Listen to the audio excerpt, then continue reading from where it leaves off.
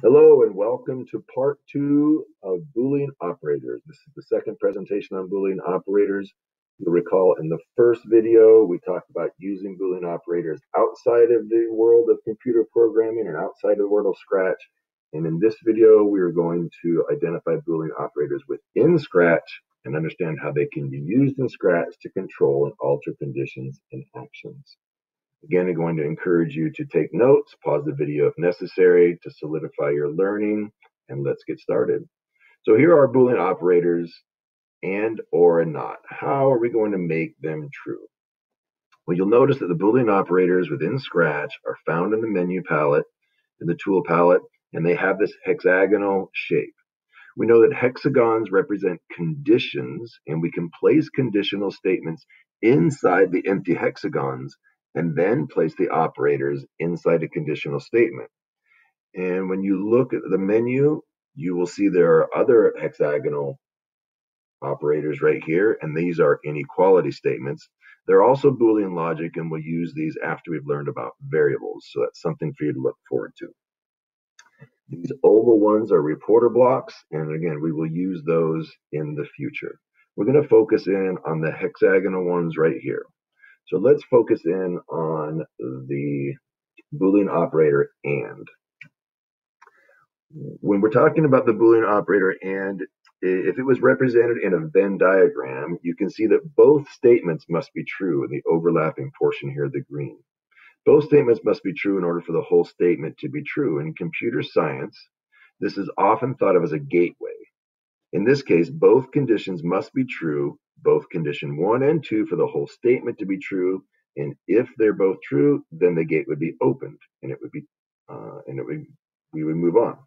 If only one statement is true, then the condition has not been met, and the whole statement is considered false, and the gateway would be closed. So if we recall from our previous presentation, if you've done your homework and if you've done your chores, then you can go outside. This would be and if they've both been completed, both your homework and your chores, then you can go outside. Here's how it would look like in Scratch. If, using the AND operator right here, if the sprite is touching an edge and the space bar is being pressed, then change size by 10. Here's with an if then else. If touching edge and the space bar is being pressed, then you change, you get smaller by 10. And if it's not, if neither one of these, if only one or neither of them have been met, then it would stay at 100%.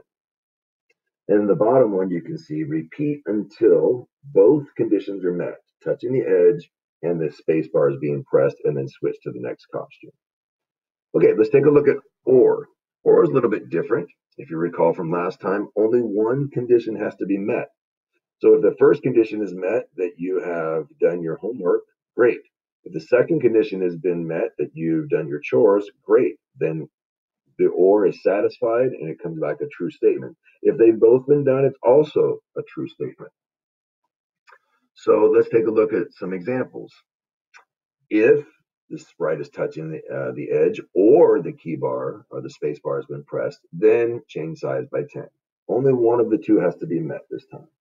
Or you could be telling the Scratch program to wait until it's touching the edge or the space bar is being pressed. Again, only one of the two needs to be true in order for the statement to be true and to move on. Repeat until one of these two conditions is met and then go to the next question. Now, not is just a little bit different. So let's pay attention to this part. It only tests for a single condition. It makes sure it receives a true answer if the condition is not true. It's kind of weird. A false yields a true. For example, is the spacebar pressed? If the spacebar is not being pressed, then the condition is true, and this will be helpful for programming in specific situations we'll encounter. So let's see what it looks like.